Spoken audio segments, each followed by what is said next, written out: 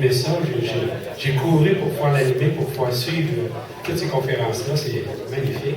Je vais vous donner un petit 5-6 minutes que je puisse donner des informations générales sur le fonctionnement de la journée. C'est bon? Bonjour. Alors, des informations de base. Premièrement, il y a de la cohérence dans l'air dès le départ. Je vous signale que l'objectif de la journée est 0 déchet, ce qui fait qu'il y aura une récupération complète de tout ce que vous allez manger, c'est-à-dire le support de ce que vous allez manger. La vaisselle est entièrement recyclable. Et c'est un lunch type locavore, c'est-à-dire bio et local. Alors, comme on dit chez nous, les bottines, dans ce cas-ci, et ici, suivent les labels. Très content. Les actes du colloque. Voilà, c'est pour ça qu'il n'y a pas de programme. On devrait peut-être l'avoir à l'écran. Est-ce qu'il était prévu ou la clé USB n'est pas encore arrivée?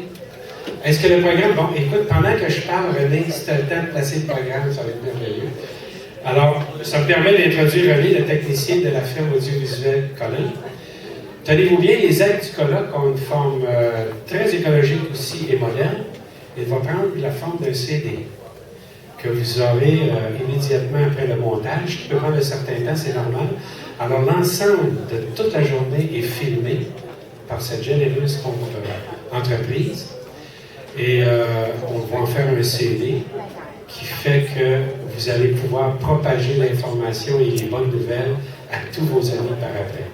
Alors, les 140 quelques personnes qu'il y a ici aujourd'hui, vous allez devenir des ambassadeurs et des diffuseurs d'informations grâce à ce CD.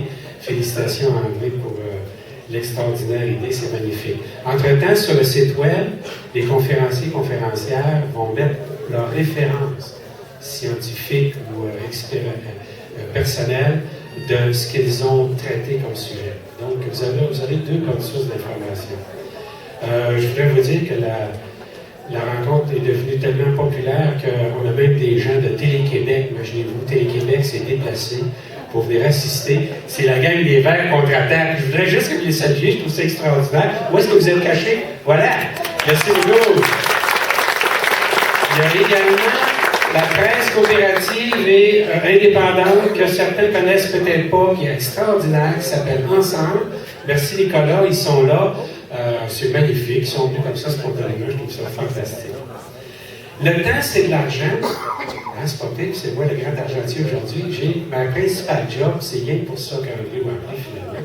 C'est pour surveiller le temps parce qu'il y a des extraordinaires conférences, on veut que vous ayez le temps des questionner. Ils ont tous prévu des périodes de questions. Alors, pour ce faire, j'explique ma méthode, elle est très, très simple. Alors, il y en a quelques-uns qui connaissent mes petites grenouilles qui n'ont pas été détruites. 5 minutes avant la fin de leur présentation, vous allez connaître la petite rainette.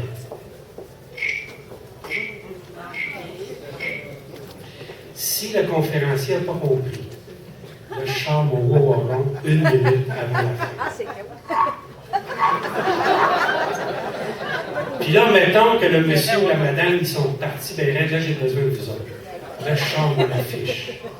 OGM. Et là, OGM, ça veut dire organisme généralement mortel. C'est pas ça que ça veut dire? Organisme génétiquement mortel? Ça n'a pas d'allure. En tout cas, je sens que je vais en apprendre aujourd'hui. OK. Alors, moi, mon OGM, à moi, c'est ça. Alors, quand je lève ça, vous applaudissez. Mais tu sais, comme un stand ovation, là, fait que là, le conférencier va être ça. Alors, OK, on fait une pratique. Alors, 5 minutes avant.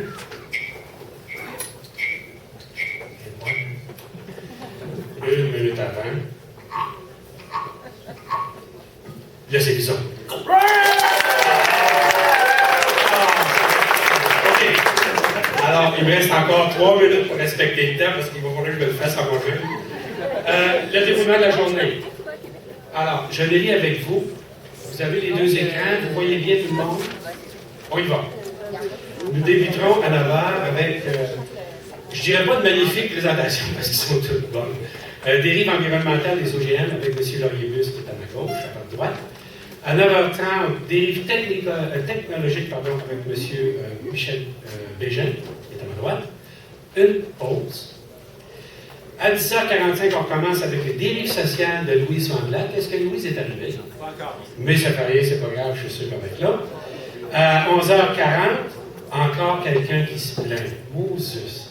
Andréno, qui nous fait un suivi de la plainte déposée le 22 février en 2012 à l'Agence canadienne d'inspection des aliments. On a hâte d'avoir des nouvelles de ça. À 11h57, pour vous ouvrir l'appétit, Pierre Morancy, président de la CRI, qui va nous inviter au lunch. En retour, à 13h, donc 1 heure pour manger, filière biologique avec le directeur général de l'entreprise, Alain Rioux.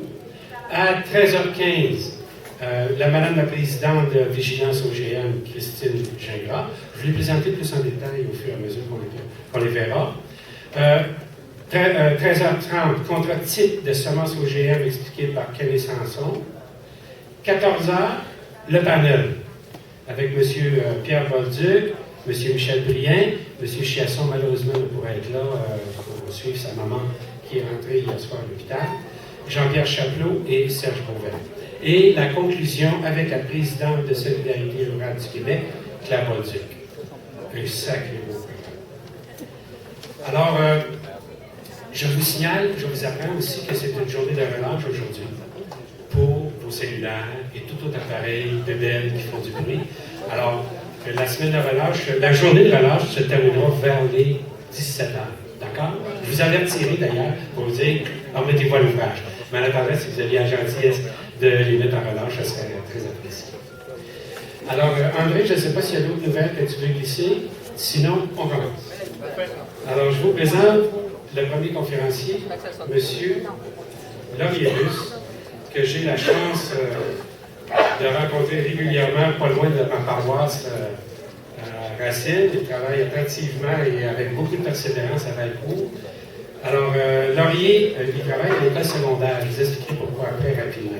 Laurier est professeur retraité de l'Université d'Ottawa. Il détient un doctorat de l'Université de Montréal en didactique des sciences.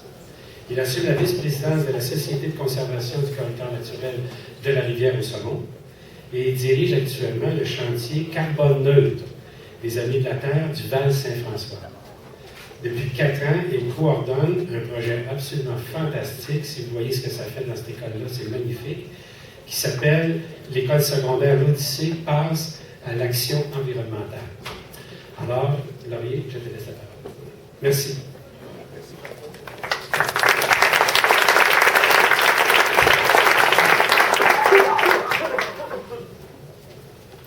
Mon temps passant, j'ai une vingtaine de minutes de présentation, un défi. Laurier, je pense que tu n'as pas de micro. René? C'est le patron. C'est réglé? Oui. C'est réglé. Bon.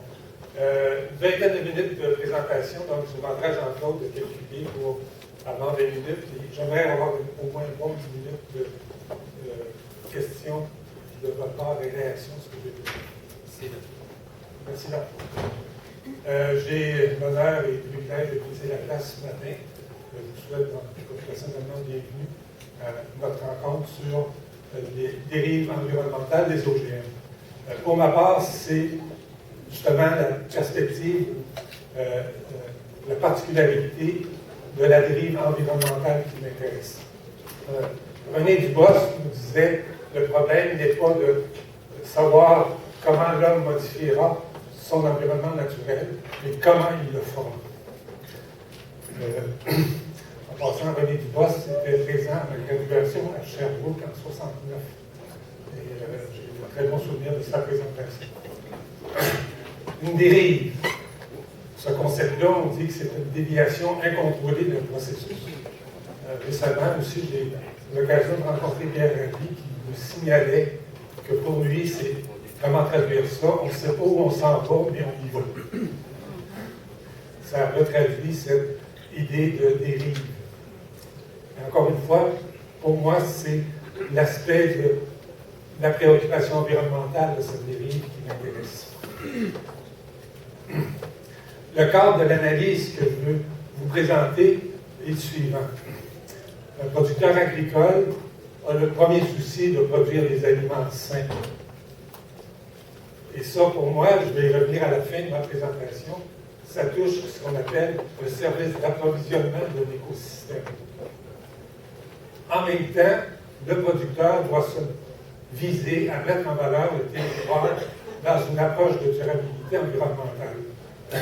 Et ça, c'est de regarder les autres éléments de services que rend l'écosystème agricole, qui sont les services de régulation, de soutien et même les services culturels que rend un écosystème.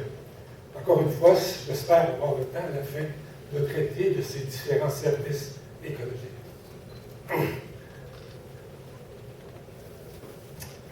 L'origine du problème de la dérive environnementale. Pour moi, il y a deux aspects à l'origine du problème.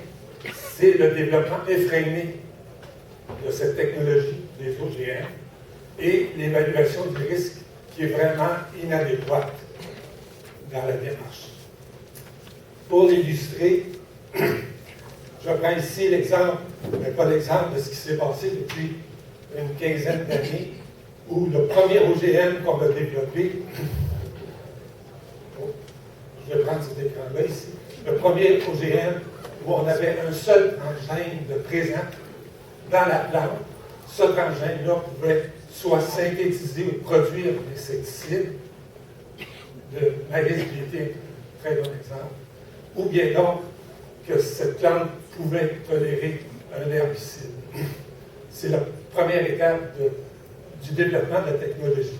Un an plus tard, on développait chez la plante l'inclusion de deux transgènes qui pouvaient simultanément produire l'insecticide et aussi être tolérants à un herbicide. Quelques années plus tard, on développait toujours sur la même plante trois transgènes, soit deux insecticides tolérants à un herbicide ou tolérance à deux herbicides et pouvoir fabriquer un insecticide. La cerise sur le gâteau, et qui donne un peu l'orientation de ce qui va se produire au cours des prochaines années, c'est la possibilité, dans la même plante, d'avoir 8 transgènes. Le Smart Tax, qui a été approuvé par l'Agence canadienne d'inspection des aliments en 2011, permet d'avoir chez la même plante la capacité de produire soit, dans ce cas, dans le cas de Smart Tax, 6 insecticides et être tolérant à 2 herbicides. En passant cette technologie-là, on a appris récemment avec une présentation qu'on a faite à la commission sur l'agriculture et l'agroalimentaire d'Ottawa avec André le 5 mars, où on a appris que cette technologie-là, de plusieurs gènes chez la même plante, c'est la perspective du développement des OGM qui s'en vient. Surtout pour amener l'aspect de la résistance, soit à la sécheresse, à des facteurs qui viennent du milieu, et que ces plantes-là vont pouvoir être tolérantes à des conditions, des conditions abiotiques qui s'en viennent évidemment avec les changements climatiques.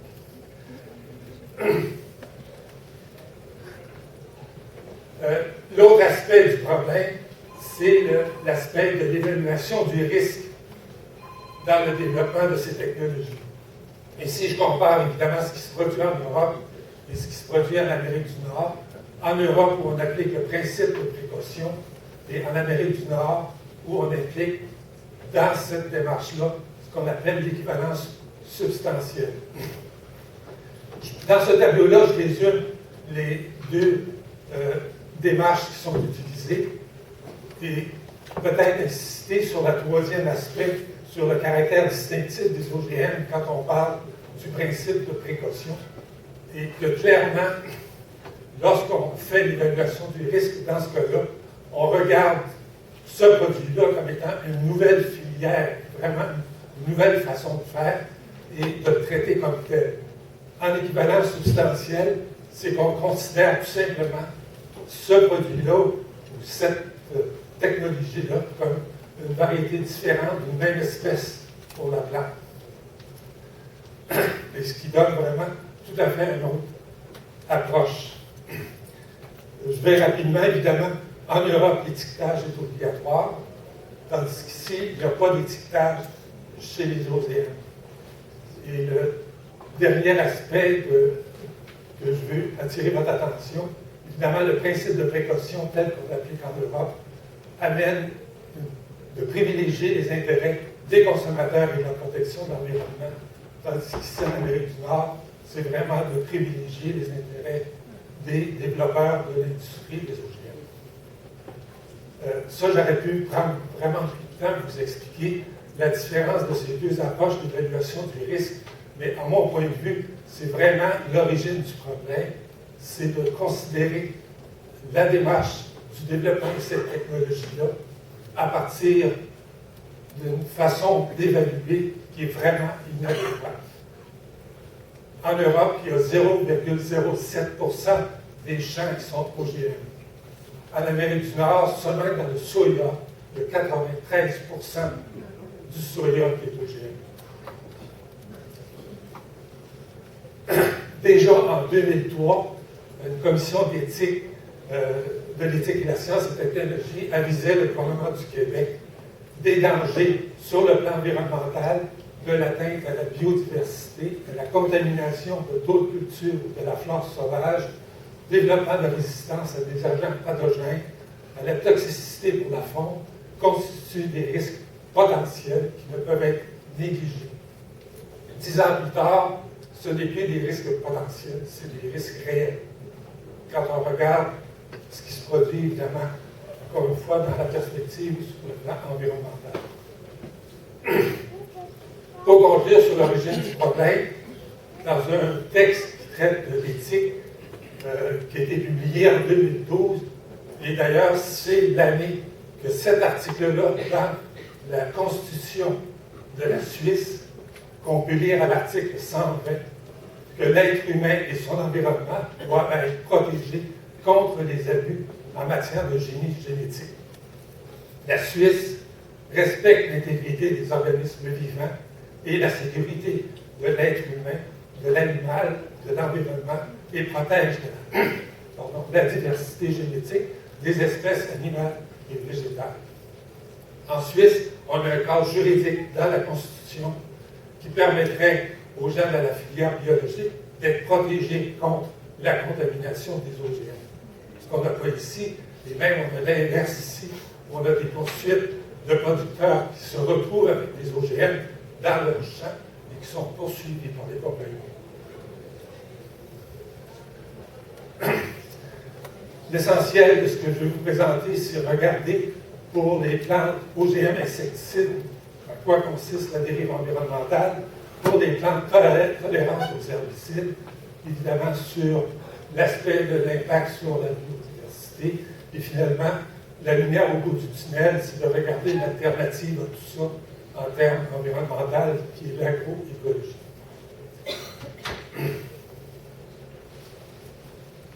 Comment fonctionne le maïs BT, c'est-à-dire l'insecticide qu'on introduit dans une plante? Ça me paraît important de comprendre quel est le mode d'action pour voir ensuite les conséquences que ça doit avoir. C'est qu'on introduit un transgène dans la plante. Ce transgène-là va permettre de synthétiser un insecticide qui est une toxine qui va être présente dans la plante. Cette toxine va se disperser dans toute la plante. Donc, tous les tissus de la plante vont voir la présence d'un insecticide.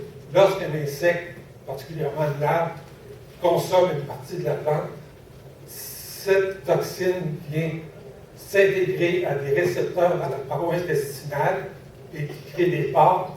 L'animal ou la larve cesse de se nourrir. Évidemment, la larve ensuite meurt. Et c'est la plante qui est vraiment insecticide et qui a cette mode d'action, en particulier on a le maïs BT qui procède de cette façon. Sur le plan environnemental, quelles sont les conséquences de l'utilisation ou de la présence de cet insecticide chez la plante? Encore une fois, c'est toute la plante, tous les tissus, toutes les cellules ont la toxine. potentiellement, pas potentiellement, mais active. Ce qui fait que lorsqu'on utilise la plante, ça se retrouve dans le tissu qu'on utilise, soit pour nourrir les animaux, pour nourrir les hommes, et aussi lorsqu'on met les déchets de cette plante-là dans le champ, ça se retrouve dans les résidus, dans le sol. On a trouvé que la toxine pouvait persister au-delà de 284 jours dans le sol. Ça peut s'accumuler aussi dans les tissus, pas dans les tissus, mais dans la rhizosphère, c'est-à-dire dans le sol, et cet insecticide-là peut être persistant. Contrairement évidemment, il est persistant, pourquoi? Parce que la lumière UV, dans le cas du Bacillus thuringiensis, lorsqu'on l'utilise même en production biologique, l'action de la lumière UV va détruire la toxine. Tandis que quand elle est intégrée dans la plante, curieusement, elle est protégée et ce résidu-là va demeurer dans la plante. Ce qui fait que c'est persistant. Et la conséquence, c'est ce que je vous illustrer maintenant, la capacité de se disperser et de s'accumuler à travers l'écosystème.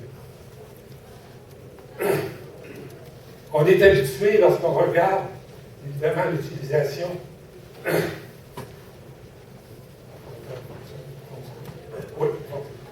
évidemment, on regarde un écosystème agricole par la chaîne alimentaire qui passe, évidemment, pour le producteur agricole utilisé dans l'alimentation animale ou directement pour le maïs dans l'alimentation humaine.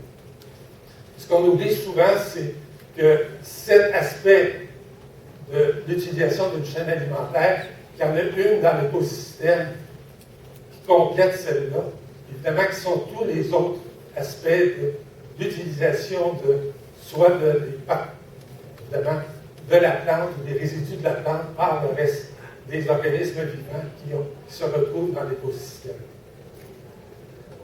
Et les éléments de recherche, évidemment, malheureusement, c'est toute l'information, et il y en a beaucoup dans cette figure-là, et qui résume un peu comment se transfère à travers les chaînes alimentaires la toxine.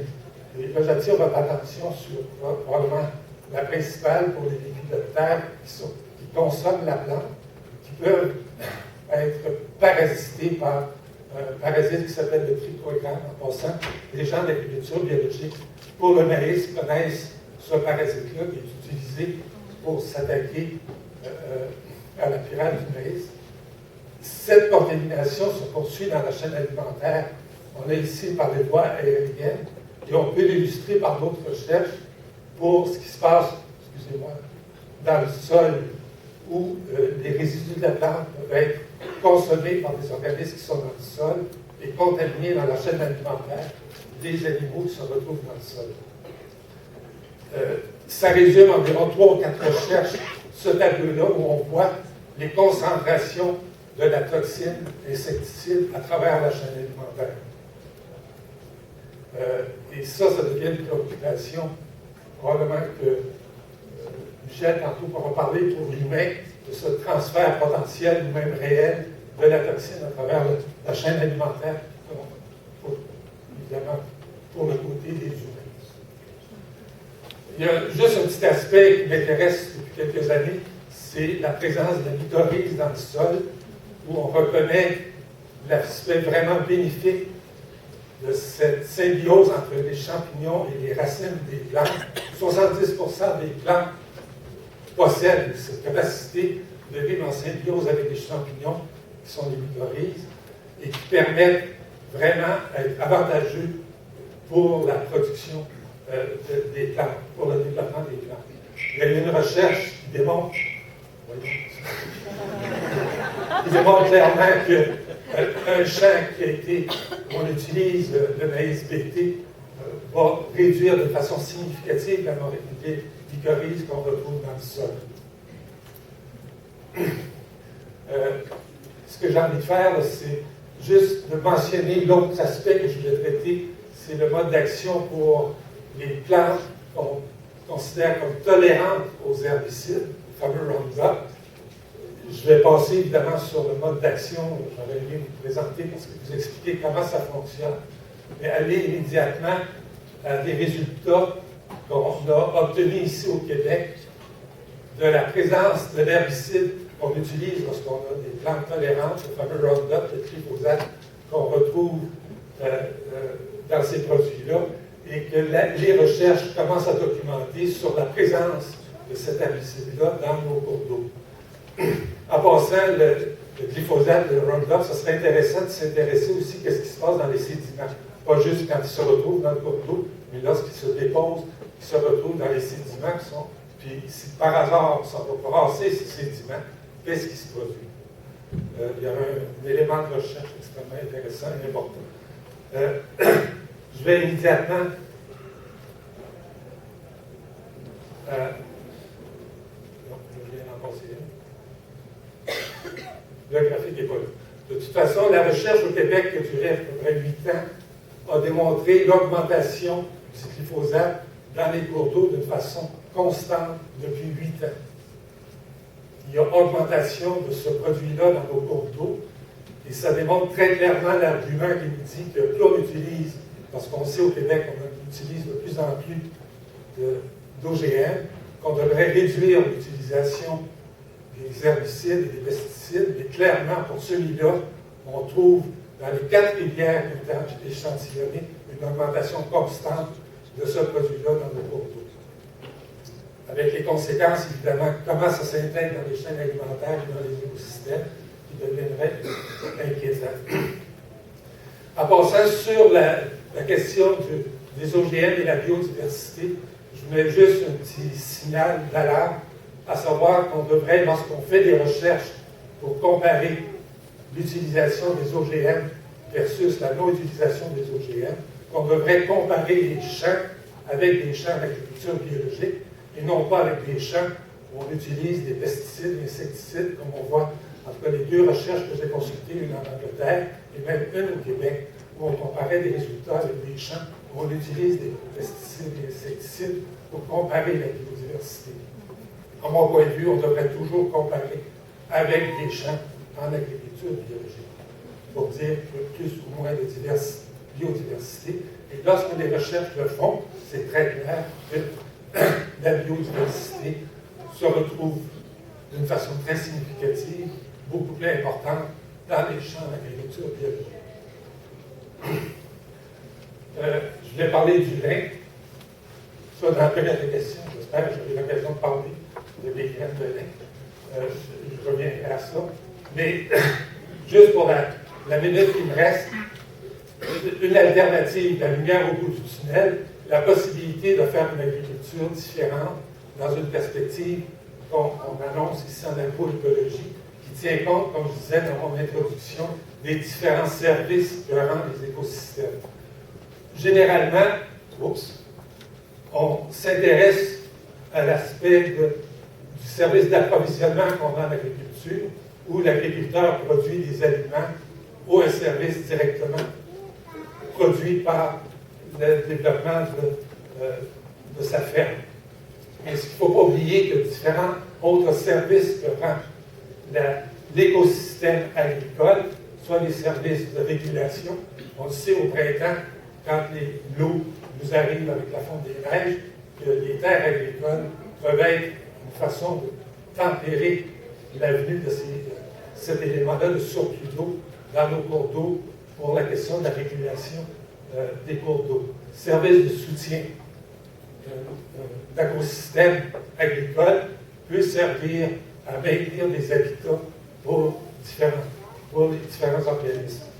Service culturel, la question des sentiers pédestriers qui vont chez nous, la possibilité que nos terres servent sur le plan culturel.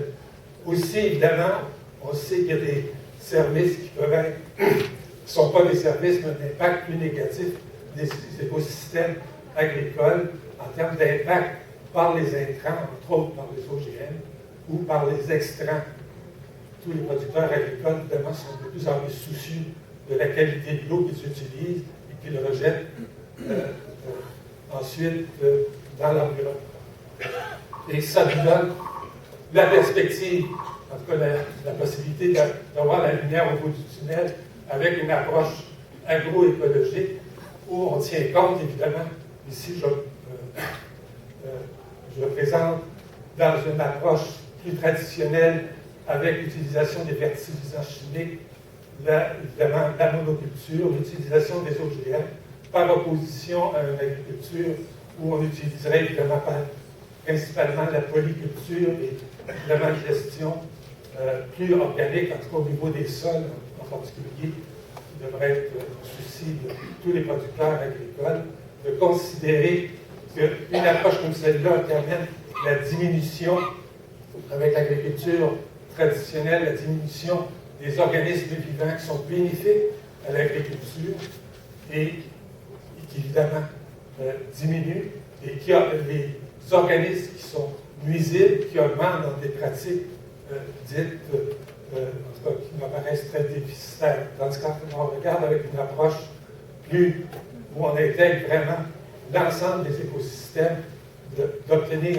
une augmentation de la biodiversité et une diminution des espèces qu'on ne peut pas avoir sur nos terres agricoles qui nuisent à notre production. C'est un défi que je me mettais sur les épaules ce matin, en 20 minutes, de vous donner cette problématique-là de la dérive environnementale. Et je tenais vraiment à prendre un peu de temps pour jaser, en tout cas recevoir les commentaires, les questions. Évidemment, tous les tableaux que j'ai passés tantôt seront présents lorsqu'on présentera le CD.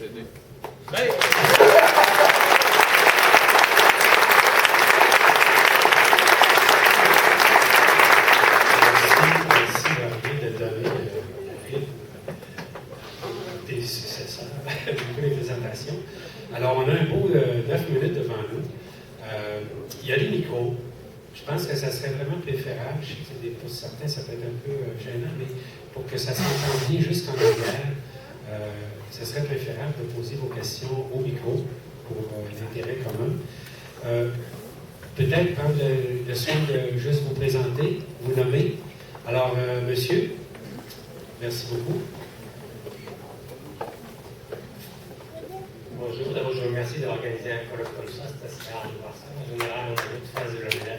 Absolument, absolument. Merci de la parole. Je suis Thomas de Havrin, de Vaudreuil-Soulanges, je suis producteur biologique en agriculture. Je voulais juste faire remarquer que les nouveaux herbicides que les plantes vont avoir comme résistance, ça va être du 2,4-D. Le 2,4-D, ça n'a jamais été un herbicide que les producteurs bio ont eu. Ça fait qu'on voit qu'on va en empirant quand les OGM atteignent leur seuil d'efficacité parce que le Roundup, les plantes deviennent résistantes au Roundup. On va rechercher les vieux herbicides. Il y a déjà des producteurs qui font des mélanges entre atrazine et Roundup. Et puis là, on vient avec du 2,4-D en plus. Est-ce qu'on a besoin de réexpliquer qu'est-ce que c'est du 2,4-D rapidement? Dioxine, oui, allez, il y a quelqu'un qui peut? C'est un des... Dans l'histoire, évidemment, c'en est un qui a eu une histoire avec des conséquences, pas juste environnementales, mais sur la santé humaine, suffisamment graves pour dire qu'il faut le retirer. Au Vietnam, ils le savent beaucoup. Actuellement, qu'on veut le réintroduire parce qu'on manque d'efficacité entre guillemets, ça devient extrêmement inquiétant. Là, j'avais une question pour vous. Est-ce que vous connaissez le docteur Don Hubert?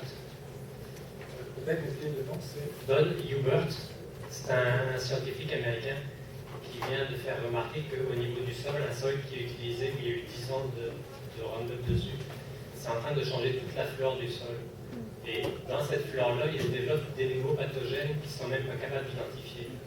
Et quand ces pathogènes-là arrivent au niveau des animaux, ça crée de la stérilisation au niveau des animaux. Donc il y a aux États-Unis des élevages de porcs où si les fruits sont nourris avec ces grains sur ces sols-là, elles sont stériles. Et dès qu'ils changent de régime d'alimentation, la stérilité s'en va.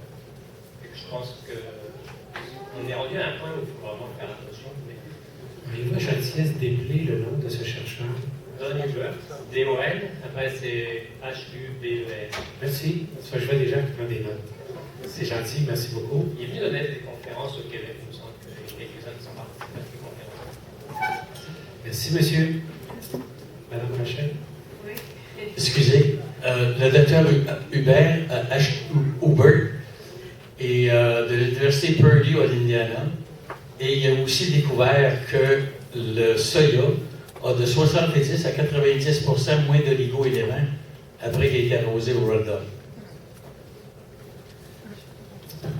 Oui, Laurier, Rachel Berriot. Laurier, vous avez mentionné que 80% du soya dérivait des OGM. 93%. Le maïs, le bédaine, les riz. Ça, je ne sais pas pour les chiffres. À peu près. 80. On dit 95 ici. Donc, ici, en Estrie, est-ce que vous savez, le maïs que l'on mange, est-ce que c'est du maïs OGM? Depuis l'an dernier, on l'a... Depuis, parce que moi, j'avais lu qu'on en produisait ici en région. Ça, c'est... L'Agence canadienne d'inspection des aliments a autorisé depuis l'an dernier la possibilité pour les producteurs d'acheter ces semences, de les cultiver et de vendre du maïs pour consommation humaine depuis l'an dernier. Depuis l'an dernier. Alors, est-ce que vous voyez le jour où ça va être étiqueté pour qu'on sache qu'est-ce qu'on achète sur tablette? Évidemment, c'est une bataille qui dure depuis plusieurs années. Les gens de la filière biologique, Info-OGM, pilotent ce projet-là pour l'étiquetage. Même certaines plateformes politiques, même le Parti libéral du Québec, c'était dans sa plateforme pour étiqueter les OGM. Mais récemment, je signalais avec André, il y a une semaine, le 5 mars, on était devant la Commission de l'agriculture et de l'agroalimentaire du Canada comme témoin, où on a appris que le Canada va céder aux autres pays la capacité d'analyser ce qu'on entre comme semences ici au Canada pour s'assurer qu'ils ne sont pas contaminés. On va les recevoir sans étiquetage, si j'ai bien compris, sans étiquetage, les recevoir en disant si un organisme en Roumanie, je ne sais pas, dit que cette semence-là est correcte, elle va rentrer au Canada. C'est malgré nos objections à cette commission. On nous a appris, j'ai envoyé le courriel hier à André, que la commission a recommandé à l'agence d'aller de l'avant dans ce projet. Ça va très, très bien. Il nous reste 3 minutes. Alors, je m'excuse auprès des merci. On va avoir la chance de se reprendre tout à l'heure. On laisse la place pour une autre question, si vous permettez. Et peut-être une complémentaire très rapide. Oui, bonjour. Moi, je suis étudiante en agronomie à l'Université Laval. Je m'appelle Marjorie Dernier. Bonjour. En fait, les chiffres, là, 95%, c'est en Amérique du Nord complètement. Mais moi, j'ai des chiffres au Québec. Là. Je sais que le soya et le maïs, c'est de l'ordre. Pour le soya, c'est environ 50%. Et pour le maïs, je crois que c'est quelque chose comme 65 à 75%. 93%, c'est aux États-Unis. 95%, c'est aux États-Unis. C'est ce que je sais. Merci de la précision. Monsieur? Oui, bonjour, merci M. Busque pour cette conférence. Je m'appelle Alexis Baudet, je travaille au Parlement pour la députée Francine Reynaud, qui est sur le comité en agriculture et en agroalimentaire. Donc j'étais présent lors de votre témoignage. Et puis, on a vraiment l'impression, comme vous l'avez sûrement remarqué, que les conservateurs vont de toute vapeur pour le commerce et qu'ils ne se posent pas de questions. Pouvez-vous nous parler un peu plus des analyses qui ont peut-être été faites, pas par le gouvernement, mais par d'autres, sur les effets sur le corps humain de Smart Stacks, par exemple? Vous dites que ça s'accroche après les parois intestinales. Est-ce que ça peut causer des dommages à long terme? Est-ce qu'on connaît quelque chose là-dessus? Comme Michel, tantôt, va pouvoir aller avec des précisions au niveau de cet impact-là, au niveau du développement technologique des OGM. C'est beau. Alors, madame, vous avez une petite chance d'abord. Une question qui va pouvoir référer à une autre conférence. OK. Carol Harris, citoyenne. Je voulais savoir, peut-être que je l'ai manqué parce que je suis arrivée en retard, mais avez parlé de la luzerne OGM qui s'en vient peut-être bientôt, ici surtout. Je vais laisser à la fin de la journée, Michel, vous parler un peu de la réaction des producteurs agricoles vis-à-vis de la luzerne OGM, même la position officielle de l'UPA au niveau de la Confédération. Voyez-vous toute l'information que nous aurons aujourd'hui. Merci beaucoup, M. Busque. C'est très apprécié.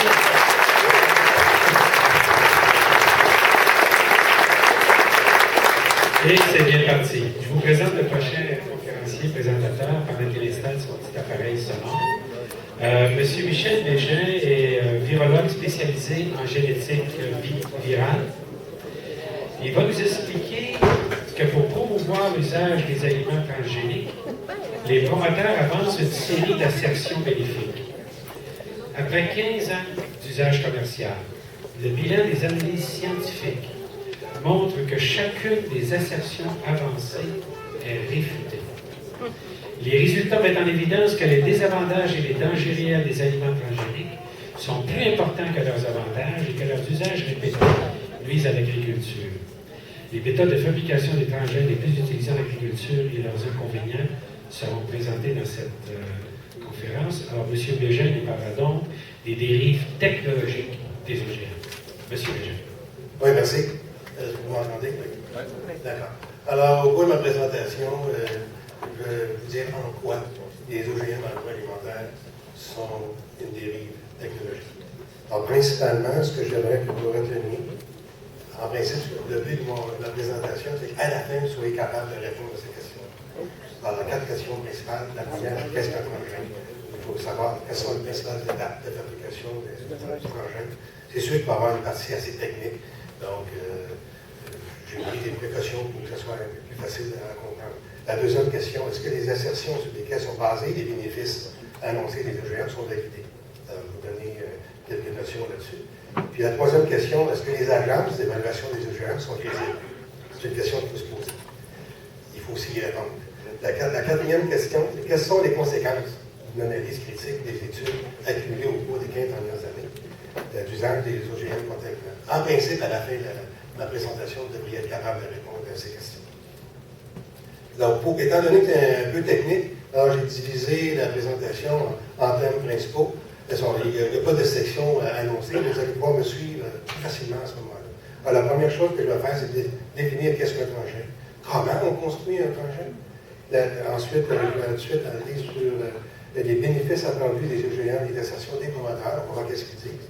Et ensuite, on va vérifier si les associations sont valides ou vérifiables. Ensuite, je vais surtout m'attarder à l'évaluation, de l'évidence que l'évaluation des agences d'évaluation est inadéquate, biaisée et non fiable.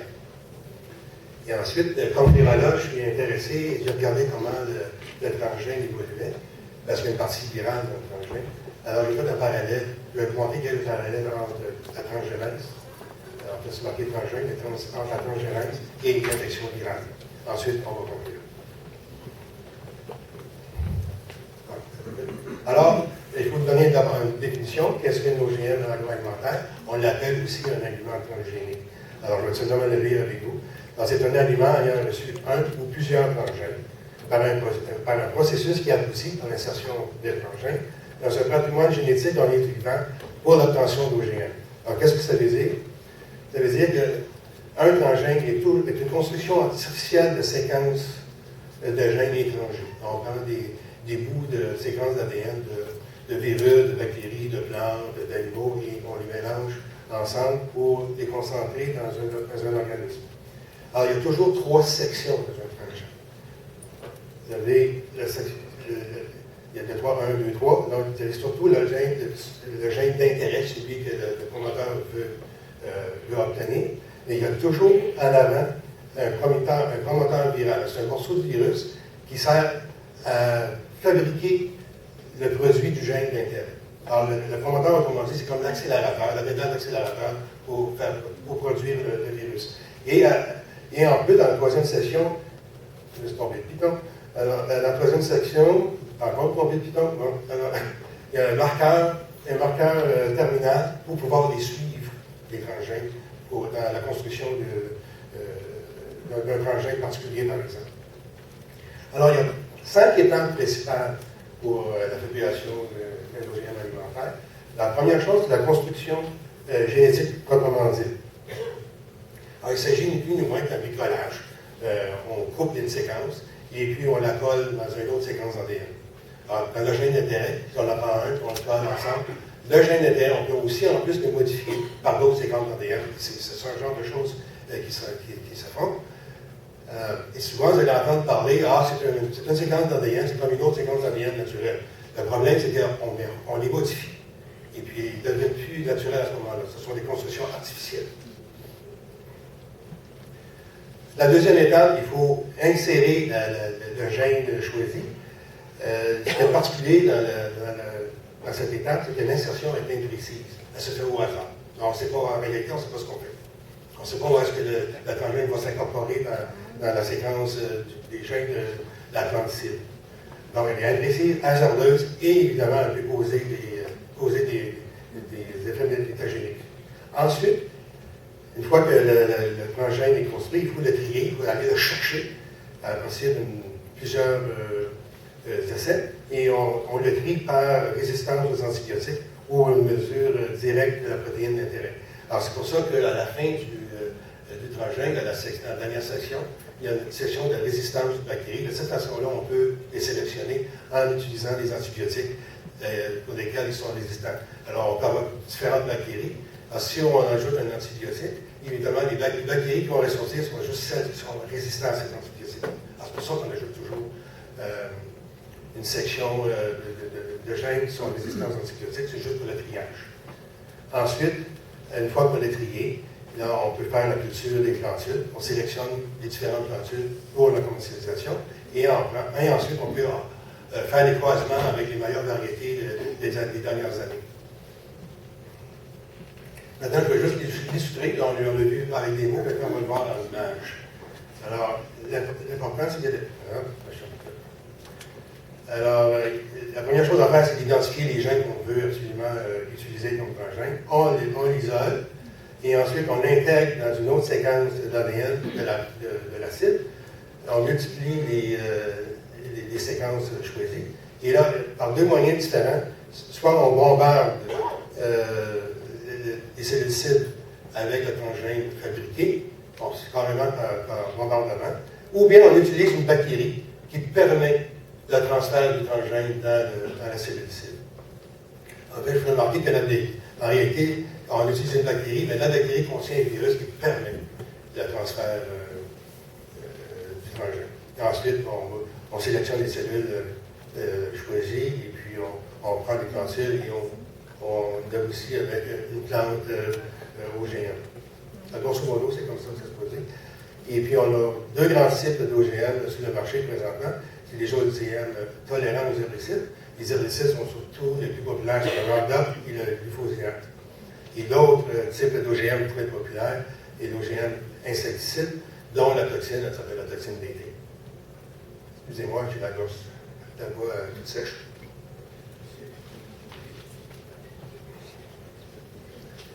Maintenant, quelle est la prétention de la technologie des OGM? Alors, on prétend qu'avec cette technologie, on pourra nourrir la population en améliorant la quantité et la qualité des aliments d'une manière plus économique et sécuritaire. On est tout à fait d'accord avec l'objectif. L'autre prétention, c'est que les OGM sont bénéfiques aux agriculteurs et aux consommateurs. On l'espère, on va voir que c'est peut-être pas le cas. En plus, ils représentent l'approche agroalimentaire la plus prometteuse pour le futur. On verra que c'est pas aussi certain que ça. Alors, il y a différentes assertions qui sont avancées par les promoteurs qui permettent de dire les bénéfices dont on a mentionné tout à l'heure. Alors, il y en a 9 assertions. Je ne les lirai pas avec vous une par une, parce que je vais les passer avec vous une par une. Et comme ça, je vais vous gagner du temps. Mais je vais surtout m'arrêter sur la dernière, sur la 9e, où je vais regarder plus en détail qu'est-ce qu'on peut vérifier dans les assertions à partir des études qui ont été faites depuis les 15 dernières années. Alors, la première assertion, à gauche, vous avez toujours l'assertion et à droite, la vérification. Alors, à gauche, vous avez la première assertion que les herbicides Roundup éliminent les mauvaises herbes. Alors, ce qu'on note depuis 15 ans d'usage, c'est que la production il y a à la place l'élimination des mauvaises herbes, il y a en fait une production de mauvaises herbes résistantes. Ça prend, dans un très court laps de temps, ça prend à peu près 4 à 5 ans pour développer une résistance de plantes des mauvaises herbes, ce qui est très rapide. Par rapport aux bactéries, par exemple, comme microbiologiste, ça prend à peu près une cinquantaine d'années. Alors, avec un transgène, ça prend 4 à 5 ans, ce qui est énormément vite. Jusqu'à maintenant, peut-être que ça a augmenté depuis que j'ai fait la diapositive, il y a 20 espèces résistantes à l'heure actuelle à date. Ils causent beaucoup de problèmes aux agriculteurs. En plus, maintenant, il y a plusieurs... maintenant, il y a la production d'OGM qui contiennent plus qu'un transgène parce qu'on doit augmenter le nombre de transgènes pour pouvoir combattre les résistances. Donc, c'est un problème qui se multiplie au fur et à mesure du temps. Donc, au lieu d'éliminer les mauvaises herbes, On en crée des résistantes. Et en plus, il faut changer et multiplier les engins pour pouvoir continuer à combattre les résistances. Ce qui veut dire qu'au bout de quelques années, on va avoir des résistants énormément résistants aux engins. La deuxième assertion, c'est que les OGM insecticides sont spécifiques aux insectes nuisibles. Le but est noble, mais la réalité est différente. Alors, en réalité, il y a beaucoup d'autres insectes qui sont affectés. Ça a été très bien démontré par les études. Et en plus, il y a une production d'insectes nuisibles résistants. Là aussi, on connaît une résistance. Et troisièmement, il y a aussi l'apparition de pestes secondaires. Donc, on est très loin de l'acide visé. Ça dépend un certain nombre d'années avant de donner là, mais comme j'ai dit tout à l'heure, la période de temps est très courte. La troisième assertion, c'est que l'utilisation des OGM augmente les rendements. Alors, en réalité, ce qu'on vérifie, c'est que les résultats sont mixtes. Alors, des fois, ça augmente, des fois, il y en a moins, mais la plupart du temps, c'est égal. Alors, autrement dit, l'idée d'utiliser des OGM pour augmenter le rendement de votre culture, pas tout à fait sûr. Alors, c'est pour vous attendre aussi bien ou même un peu moins. Ça peut aller jusqu'à 16% de moins qu'une production conventionnelle. L'autre assertion, je te retrouve à la combien on est rendu. Ils réduisent l'usage des pesticides. En fait, ce qu'on remarque, que depuis l'apparition des OGM, on a une augmentation de l'usage des pesticides. Il y a de plus en plus de Roundup qui est utilisé. Et puis, maintenant, comme le monsieur l'a mentionné tout à l'heure, il faut ajouter des 4D pour améliorer l'efficacité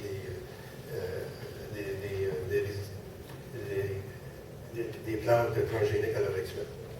Alors, si on est loin du compte, ça ne réduit pas du tout l'usage de pesticides. En plus, je vais vous donner des chiffres.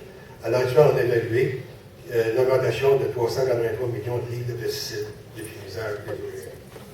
Alors, ces chiffres-là ne sont pas tirés au hasard, ils viennent du département de l'agriculture des États-Unis. C'est en Amérique du Nord, ce que tu fais pour 383 millions de livres? Oui. L'Amérique du Nord? Oui.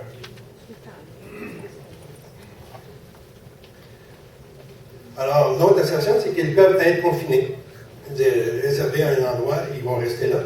Ils peuvent aussi coexister avec l'agriculture conventionnelle et biologique. Alors, ce qu'on note au cours des 15 dernières années, au contraire, si vous avez une culture OGM à un endroit, il peut contaminer les champs à proximité et même à très grande distance. Alors, si on extrapole le processus de contamination, ça pourrait peut-être dire, si on regarde juste le Québec, à long terme, le résultat va être l'élimination de l'agriculture biologique. L'autre assertion, c'est que les transgènes pas les transgènes, les organismes agroalimentaires sont sécuritaires pour la consommation animale et humaine. Il y a beaucoup de controverses sur ce sujet-là. On va savoir pourquoi tout à l'heure, mais je vais tout de suite donner qu'est-ce qui est vérifié.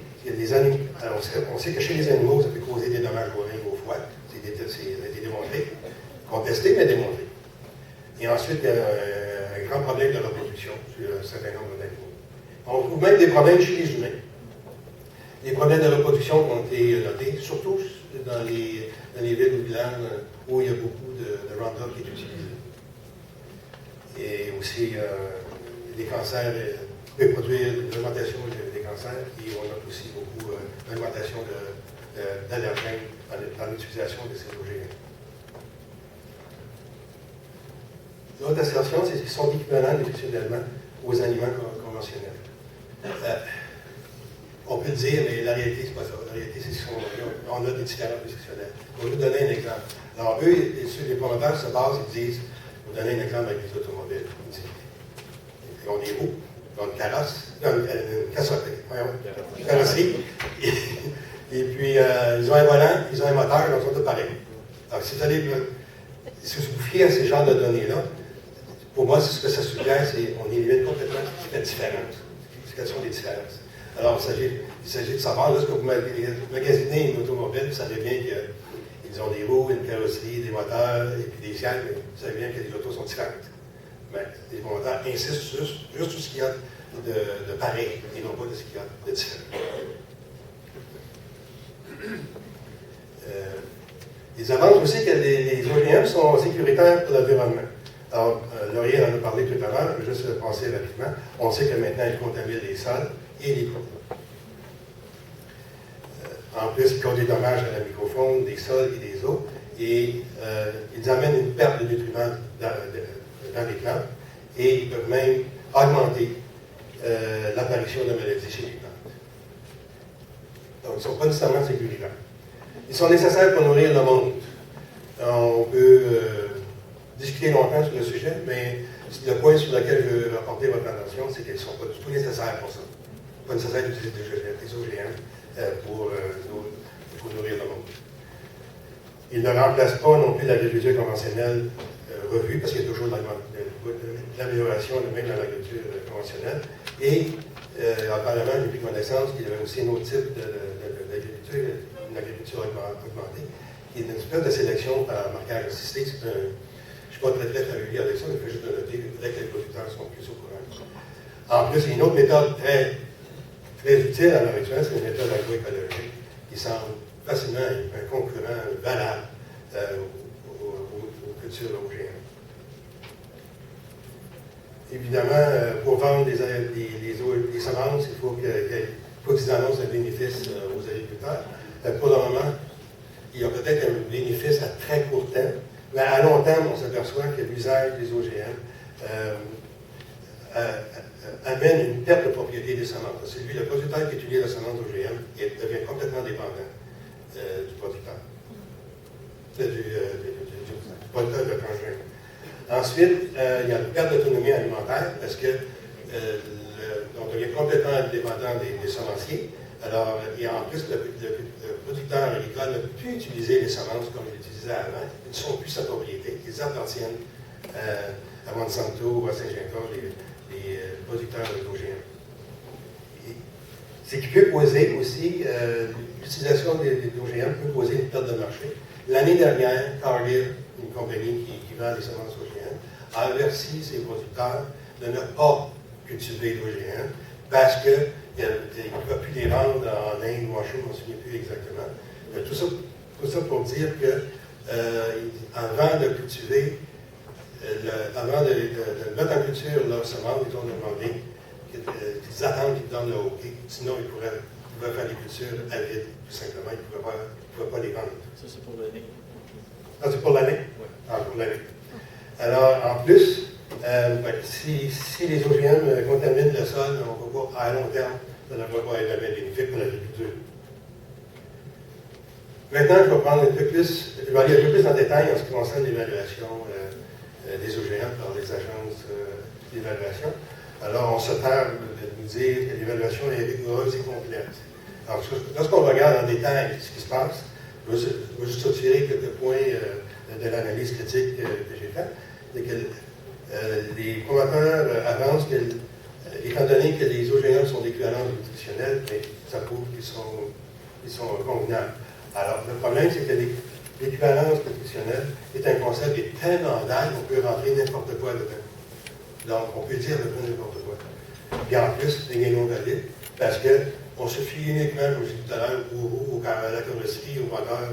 Lorsqu'on compare des choses qui sont pareilles, et c'est sûr qu'on ne met pas en évidence les différences. Alors, le problème, c'est là qu'il réside. L'autre assertion qui est avancée concernant les transgènes et les toxines, c'est que les transgènes et les toxines sont détruits par la digestion. C'est ce qui est avancé. En réalité, on trouve des transgènes qui peuvent traverser la paroi intestinale. Alors, si on trouve des transgènes dans la circulation sanguine, parce qu'ils ne sont pas détruits dans la digestion, c'est aussi simple que ça. Alors, ils disent qu'ils sont détruits, mais en réalité, ce qu'on trouve, c'est qu'ils ne sont pas détruits. La même chose pour la toxine.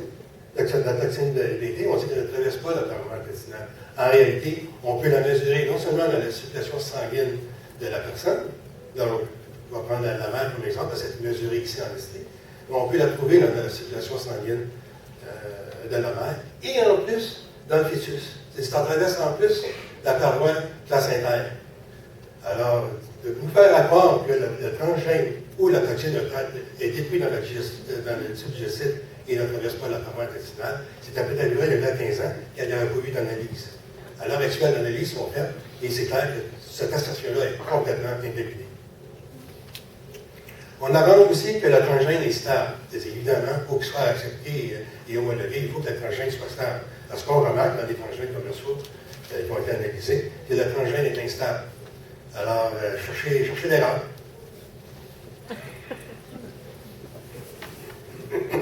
L'autre assertion, c'est que le transfert horizontal des gènes de résistance aux antibiotiques est négligeable. Alors, il est loin d'être négligeable, parce que maintenant, on peut mesurer très bien. C'est ce qui a été fait en Chine, dans certains clubs. Et on note qu'il y a une combinaison très vaste des gènes de résistance à l'antibiotique ampicillines dans les OGM. Il y a 6 clubs qui ont été mesurés en Chine. Pour pas en Chine, les Chinois ont développé une méthode pour pouvoir les mesurer. Et dans les 6, on les tous sont contaminés par les gènes de résistance utilisés dans les transgènes. Donc, nécessairement, ça dérive des OGM agroalimentaires. En plus, on avance qu'il n'y a pas de protéines virales. Vous vous rappelez qu'il y a une section qui est un promoteur viral. Il y a 2 fonctions dans cette séquence d'ADN viral. Comme je dis, c'est un promoteur. C'est une séquence qui sert à produire le produit du transgène. Là, on s'aperçoit que le même semaine où le virus produit aussi une protéine virale, ce qui est une consternation générale de tout le monde. Alors, à l'heure actuelle, je pense que 56 plantes transgéniques ont été évaluées, je pense sur une 70, qui contenaient la protéine virale. C'est une donnée récente, ça a sorti le mois dernier, quelque chose comme ça. Alors, non seulement c'est quelque chose, lorsqu'on voit quelque chose du genre, comme virologue, on devrait ça comment soustraire l'usage des OGM commerciaux à l'heure actuelle, parce que ça ne devrait pas exister, point final. Maintenant, les commentaires avancent qu'ils sont sécuritaires et non toxiques. Alors, si je prends juste l'exemple du glyphosate, je vais juste dire quelques mots sur quelle toxicité qu'on s'en réfère à l'heure actuelle.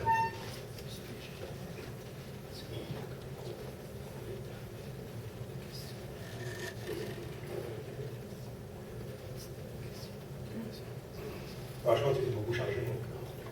Non, c'est ça. Moi, je vais finir cette session-là, puis on va peut-être. Vous laissez là? Oui, c'est bon. D'accord. Il y a 2 toxicités à regarder. Toxicité aiguë. Ça, c'est dire aiguë, c'est-à-dire que lorsque un animal mange la plante, il tombe mort 2 minutes après. Okay. C'est là-dessus qu'ils disent pourquoi les OGM sont pas toxiques. Je l'ai entendu dans un reportage de la semaine dernière, d'un cultivateur. Il dit, je ne trouve plus d'entre laveur mort dans mon champ. Donc, ils sont sécuritaires. Alors, il faut faire attention, faire la différence entre la toxicité aiguë et la toxicité chronique. Je vous dis, les promoteurs ne veulent pas qu'on dévoile que les OGM sont toxiques chroniquement.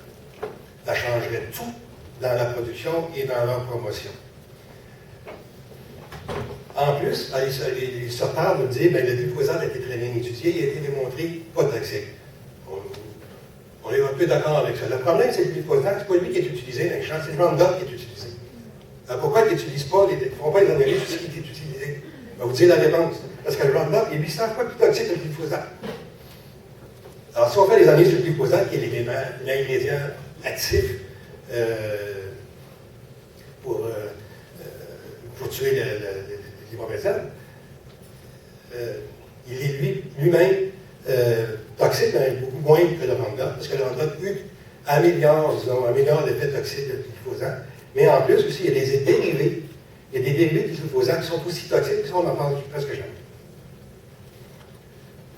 Alors ça amène aussi à considérer la toxicité chronique plutôt que la toxicité aiguë. Je peux passer juste 1 heure là-dessus, mais je ne le ferai pas aujourd'hui. Alors, l'autre assertion, c'est que le protocole est rigoureux et complet. Alors, quand on regarde comment c'est fait, c'est que le protocole qui est suivi comme analyse est dicté par l'industrie. C'est bien ça, c'est intéressant comme idée.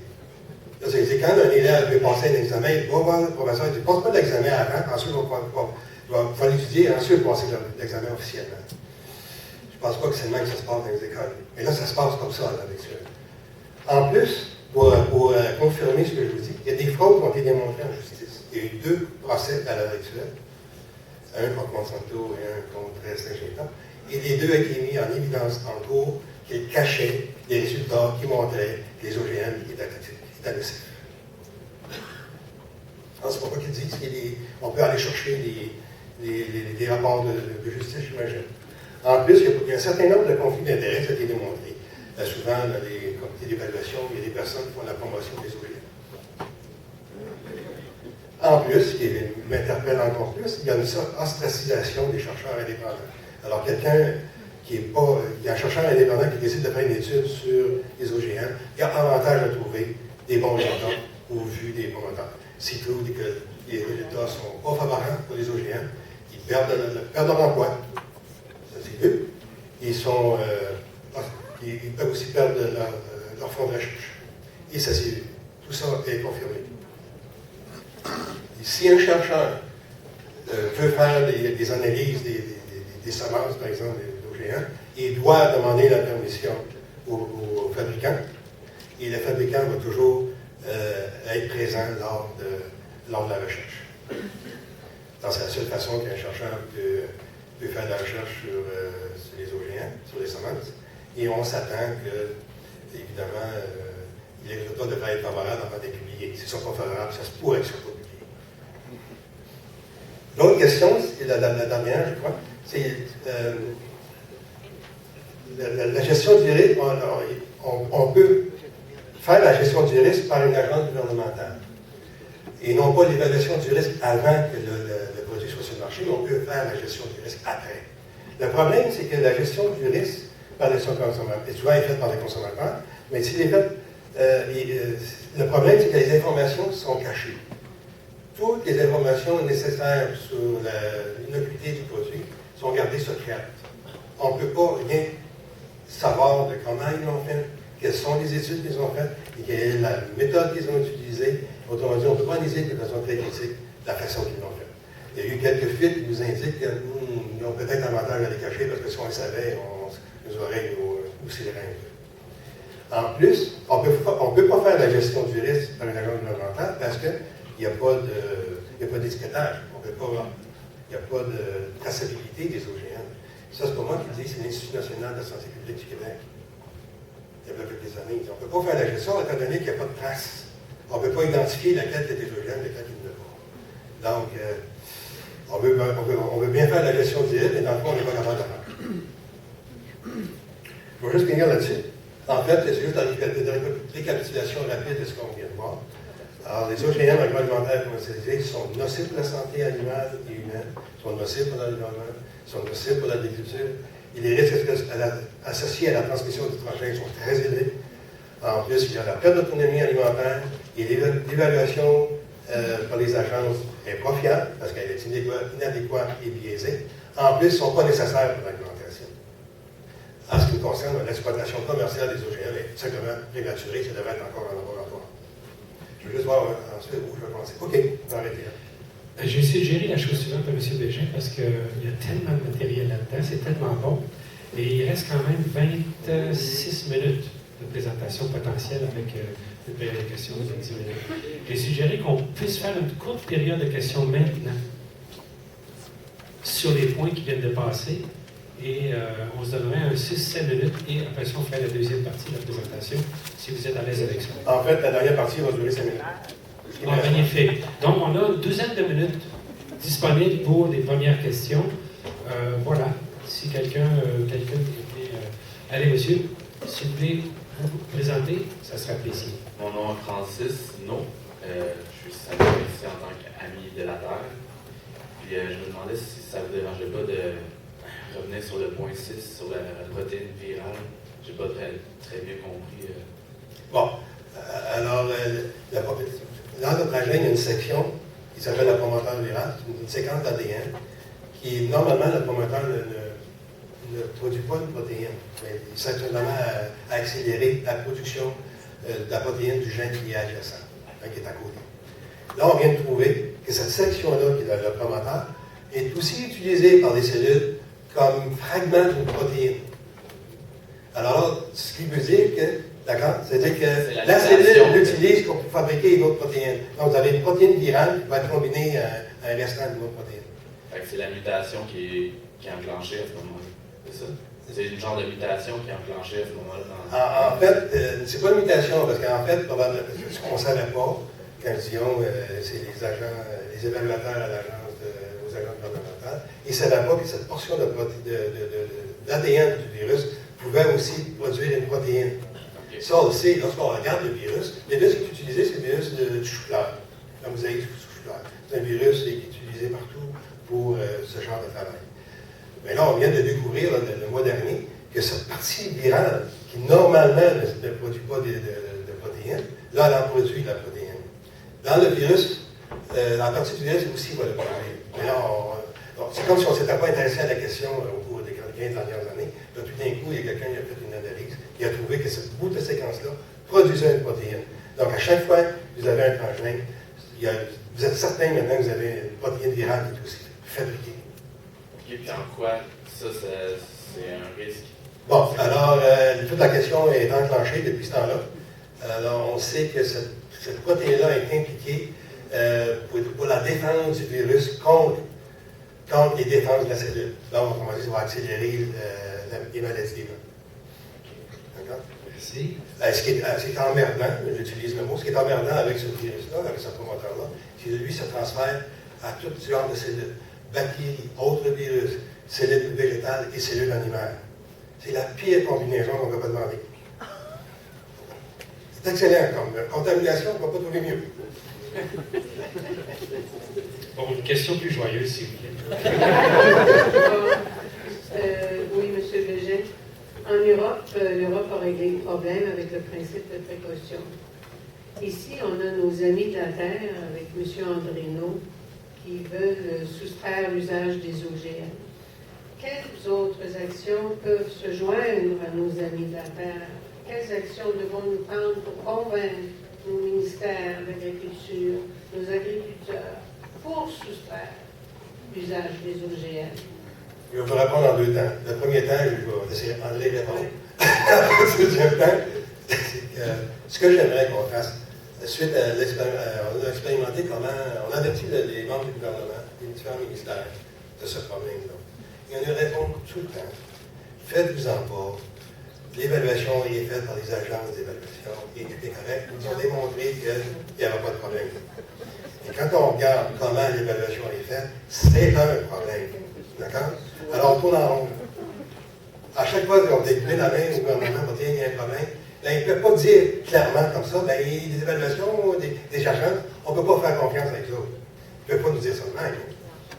Ben, quelqu'un qui s'y connaît dit carrément, ils ne sont pas crédibles, purement et simplement. Excusez. Oui, pour la deuxième partie, c'est de revenir à l'achat local, de revenir avec nos producteurs, de connaître nos producteurs. Bonjour Pierre, comment ça va? Tu es de la misère cette semaine.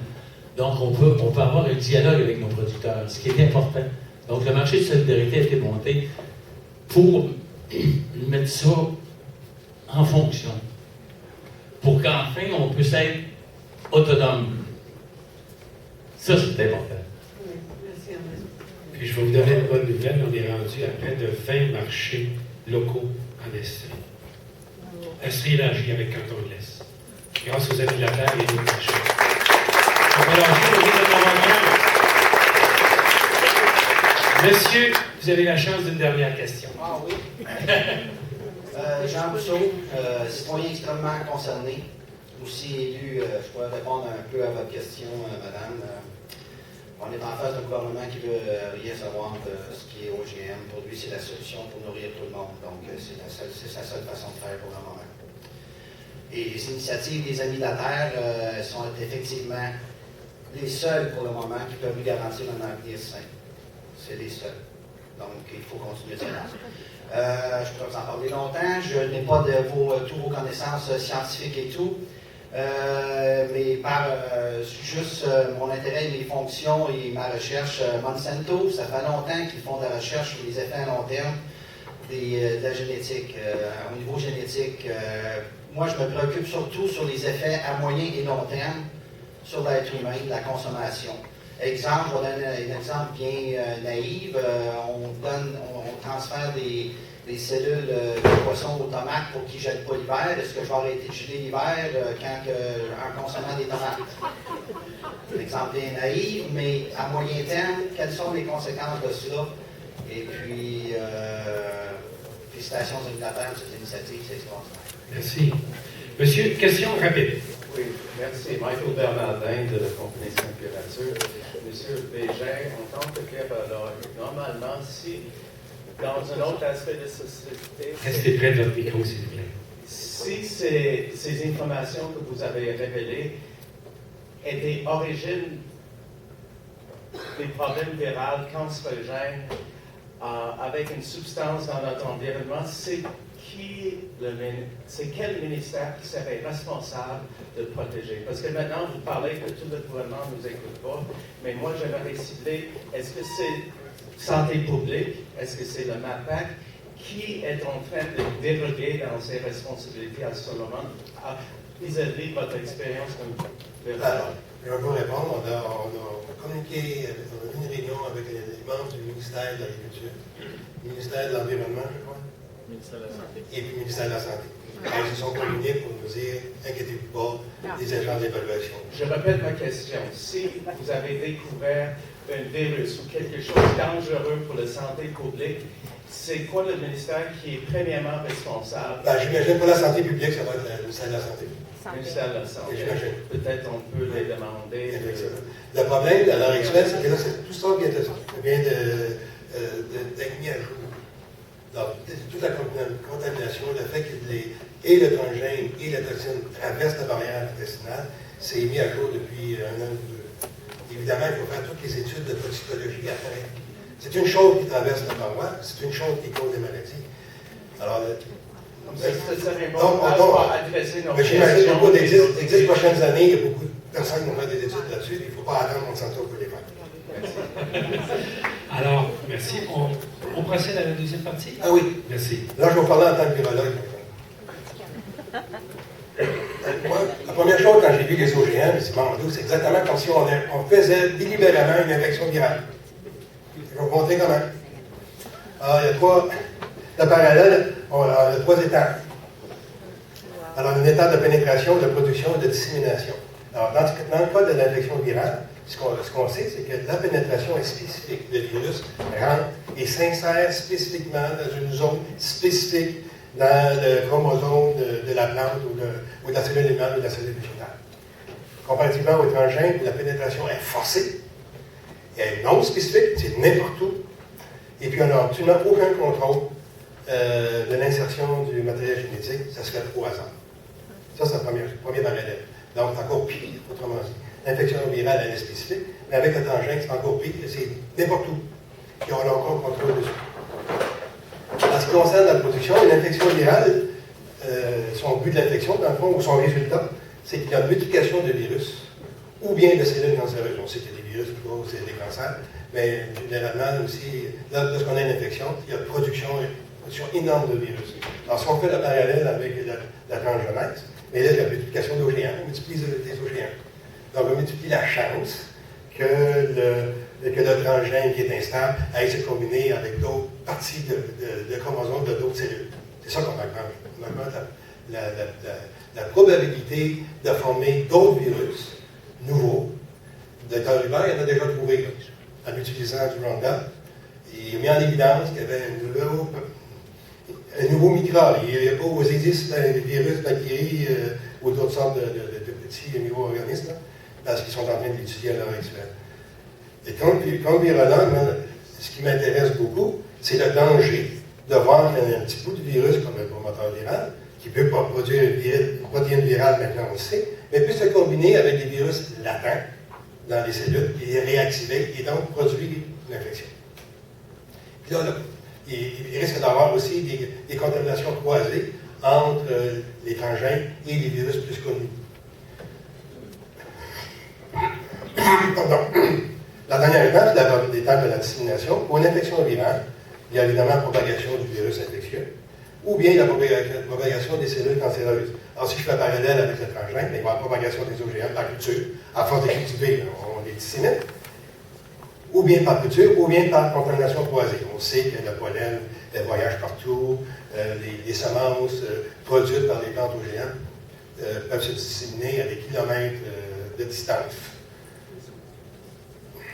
En plus, il y a propagation de gènes de résistance et de promoteurs viraux dans la transgenèse.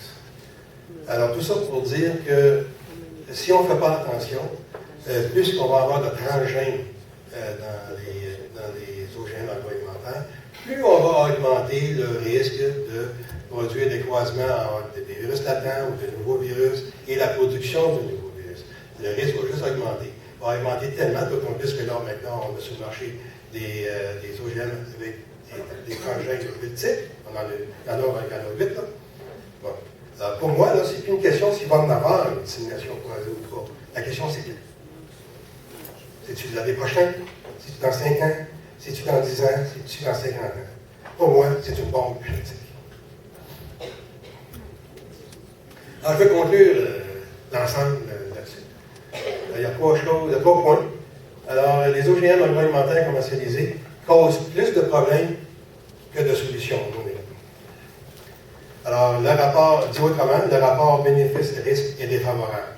Je n'arrive pas à comprendre qu'à l'heure actuelle, on nous dise que les bénéfices sont plus grands que les risques. Je n'arrive pas à comprendre ça. Et pour moi, ils ne lisent pas les mêmes études que je lis. En plus, c'est une recommandation, on devrait avoir une réévaluation des directives sur leur utilisation et sur leur consommation. C'est urgent. Pourquoi? Parce qu'à mon avis, ces OGM commerciaux ne devraient être jamais mis sur le marché. C'est beaucoup prématuré d'avoir mis ça sur le marché. Et puis, en plus, à mon avis, les bénéfices sont surtout tournés vers les promoteurs à long terme que sur les producteurs. Ensemble, pour moi, les OGM agroalimentaires, c'est un bloc technologique.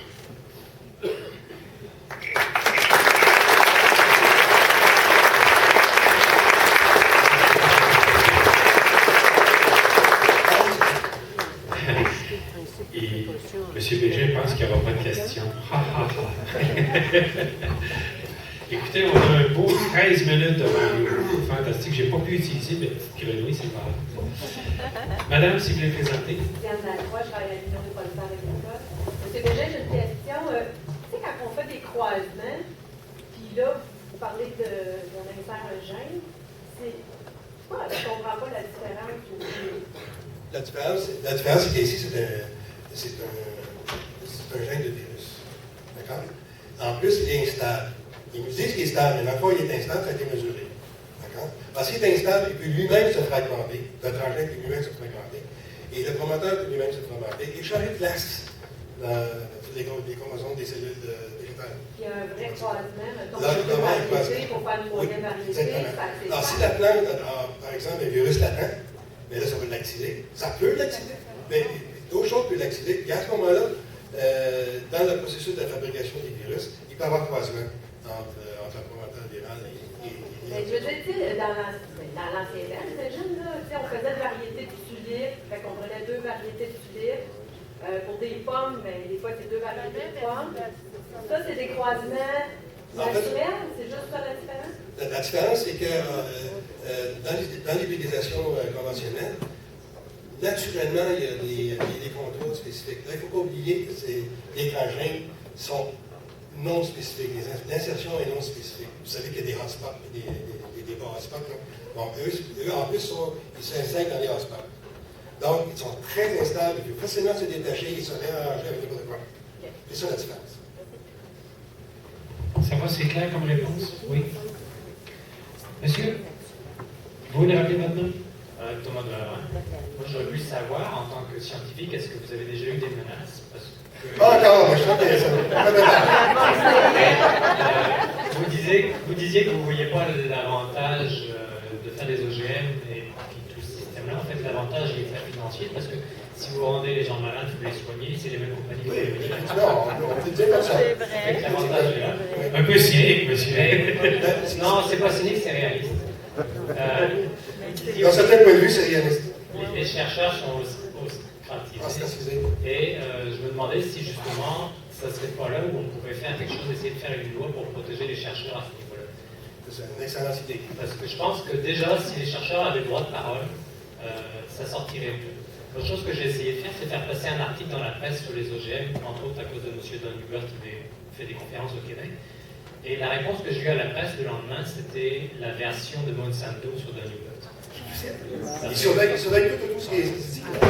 J'entends un téléphone. Les presses sont pas indépendantes, c'est primaire que la source. Mais je pense que si les chercheurs avaient plus le droit de parole et s'ils étaient protégés, ça serait normal. On aurait des résultats beaucoup plus. Je m'aperçois que le droit de parole dans ce domaine est absolument très restreint pour les chercheurs indépendants et les aliments en danger, carrément. D'accord? Ce que j'aimerais, c'est un souhait que les gouvernements fassent aussi des études indépendantes. Qu'ils fassent la promotion des OGM, c'est une chose, mais qu'ils ne fassent que ça et qu'ils nous disent qu'il n'y a pas de danger parce que les évaluations sont rigoureuses et complètes, on sait que ce n'est pas le cas. Bien, ça peut être une bonne idée de dire un comité quelconque fasse des études gouvernementales indépendantes. C'est nécessaire d'avoir des études indépendantes. D'autant plus que les études des compagnies sont gardées secrètes. On ne peut jamais comparer les résultats et la méthodologie des chercheurs indépendants par rapport aux chercheurs des fabricants. C'est un manque énorme. Il n'y a plus de science à ce moment-là. Vous pouvez dire ce que vous voulez. Je pense que le fédéral a mis déjà beaucoup trop d'argent dans la recherche des OGM pour être capable de dire qu'ils ont fait une erreur. Probablement, d'après moi, c'est comme si maintenant c'est un fait conflit qu'il y en a partout, donc on continue. Mais votre micro est plus proche, monsieur Béger. D'accord, merci beaucoup. Madame, dernière question. Oui, bonjour tout le monde. Merci beaucoup en passant de cette chance qu'on a de pouvoir vous entendre et puis de pouvoir demander des questions. Merci. Alors, mon nom est Mado Tremblay. Je suis biologiste et je suis aussi mère de famille. Je suis aussi plein de choses. Ça fait depuis les années 70 que j'étudie le domaine des pesticides et de la dégradation de la planète. Ce qui est évident depuis quelques années, puis je pense que les gens ont de la difficulté à en parler et à voir les choses en face, c'est qu'on est rendu à une évidente collusion gouvernementale et privée. Ce qui fait que dans certains pays, on voit qu'il n'y a pas d'OGM. Puis je vais prendre juste les OGM, mais on peut parler aussi de radiation nucléaire, on peut parler aussi de nanotechnologie. Le dossier est large. Finalement, il y a une collusion entre les deux. Il y a certains endroits où il y a un eugénisme ciblé, puis il y a des endroits où il n'y en a pas. Alors j'aimerais savoir si vous avez fait des recherches sur l'agenda 21, sur le Codex Alimentarius, puis si vous pouvez nous en parler un peu. Merci. Je connais très bien le Codex Alimentarius, je le suis près depuis une quinzaine d'années. J'ai moi-même introduit santé naturelle sur le marché, je sais ce que ça implique. D'accord? Alors, en principe, l'objectif, c'est de les éliminer avec le Codex, c'est purement ça. On va les remplacer par les produits des OGM. Alors, c'est difficile de combattre la production des OGM quand les États-Unis se sont donnés comme mandat de faire la promotion des OGM et de dépendre de la technologie des OGM. Et ils veulent dominer, dans le fond, la production d'OGM dans le monde. Dans le fond, ils veulent dominer, ils veulent prendre, par extension, ils veulent contrôler des semences au niveau mondial. Alors là, ils font la promotion des OGM.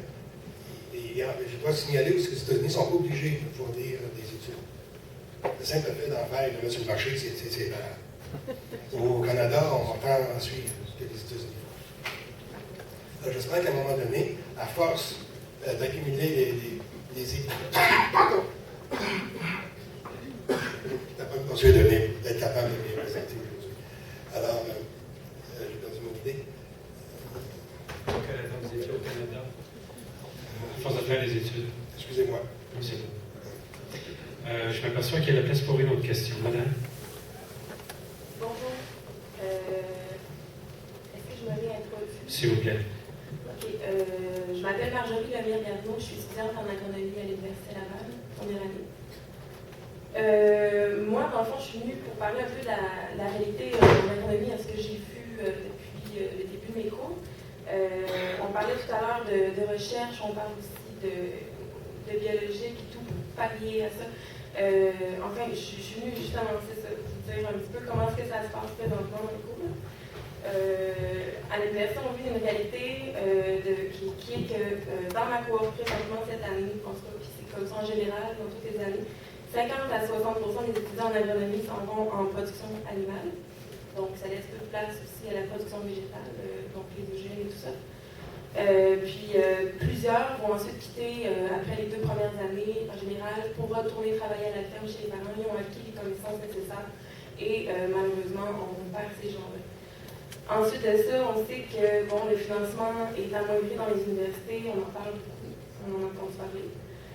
On sait aussi qu'il y a beaucoup de coupures cette année au niveau de la recherche dans le domaine de la santé, dans le domaine de l'agriculture, etc. En tout cas, dans tous les domaines finalement. Puis, dans le fond, ça va directement affecter les étudiants à la maîtrise qui vont bénéficier de moins de bourses pour faire leurs études. On dit qu'en fait, il y a plusieurs cours de production biologique qui sont offerts seulement à distance ou qui sont automatiquement rayés de la liste des cours offerts. La session dernière était censée avoir le cours de production biologique, écologique, qui nous donne la possibilité d'assister à 12 visites de production biologique dans les fermes, sur place. Puis ce cours-là a carrément été pas offert cette session-ci sous prétexte qu'il n'y avait pas eu de demande, alors qu'il s'offre aux 2 ans, il était censé être offert cette session-ci, la session dernière, et il n'a juste pas été offert. Donc je me demande simplement s'il n'est pas inscrit dans la liste, comment est-ce qu'on fait pour savoir que ce cours-là n'est pas offert? Ensuite de ça, les producteurs biologiques se plaignent d'avoir des agronomes non formés auxquels ils doivent eux-mêmes répondre à leurs questions. Puis, en fait, moi, ce que je vous dis aujourd'hui, c'est que s'il n'y a pas de demande des consommateurs par rapport au biologique, il n'y aura pas d'agronomes formés, il n'y aura pas de recherche faite dans ce sens-là. Et je vous encourage à parler à tous les gens que vous connaissez autour pour que tout ce qui vient de se dire présentement soit propagé le plus possible. Voilà.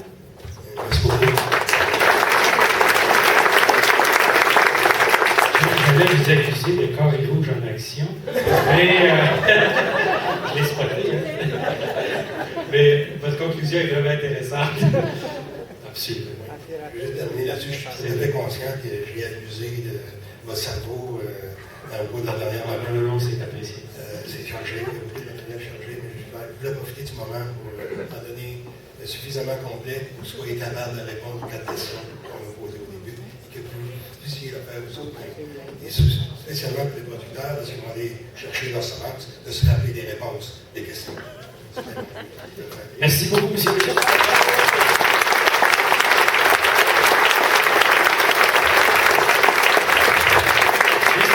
Juste avant la pause, j'ai une bonne nouvelle à vous annoncer, chers concitoyens, concitoyennes. Nous avons de nombreux représentants, de nos représentants élus dans la salle.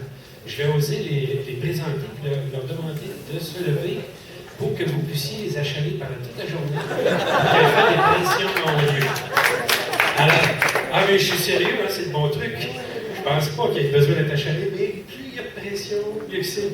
Alors, je vais d'abord présenter le député NPD de Sherbrooke, Pierre-Luc Dussault.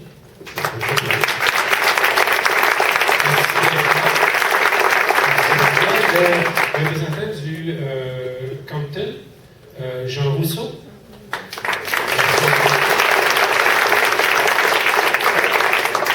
Le représentant du ministre de la Santé régionale, M.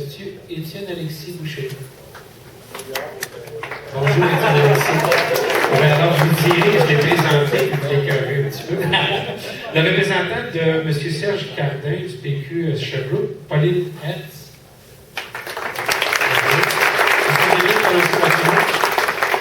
Oui, je me reprendrai, je vais pratiquer tantôt. Est-ce qu'il y a quelqu'un ou quelqu'un que je n'ai pas encore? Bonjour, Étienne Alexis. On te applaudit, merci.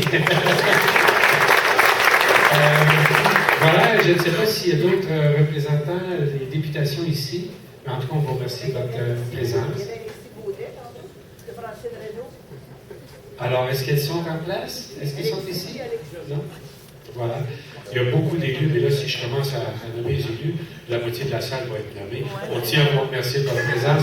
Comme citoyen et comme élu, c'est sûr et certain. Je voudrais vous dire que la pause est commanditée par Carrefour de solidarité régionale. On reste dans les mêmes. Le café est fourni par le Versant Rouge et le jus de pomme. Le jus de pomme est fourni par il est extraordinaire, c'est un magnifique jus de pomme. Les amuse-gueules, c'est la boulangerie du Feu. Si vous êtes ici, merci beaucoup. Sinon, bonne pause. Nous avons un beau 20 minutes devant nous. Je vous rappellerai au micro le temps de parler. Merci beaucoup.